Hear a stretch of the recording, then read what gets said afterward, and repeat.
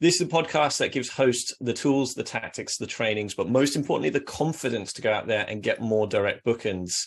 I recently saw a statistic that said that only 5% of vacation rentals, I believe it was in the US, but only 5% of vacation rentals are actually optimized, meaning that they have everything set up, including pricing, using the right PMS software, having automated messaging, but also being design focused and design forward and being like set up for that kind of success.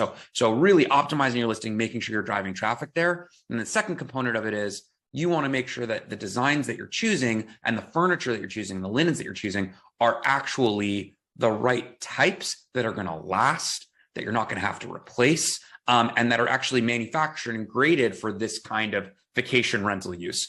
I definitely think that you need to elevate your property. I mean, what is really going to make your property stand out? Why is somebody going to choose your listing over another listing? So yeah, I definitely think that you need to have really good interior design.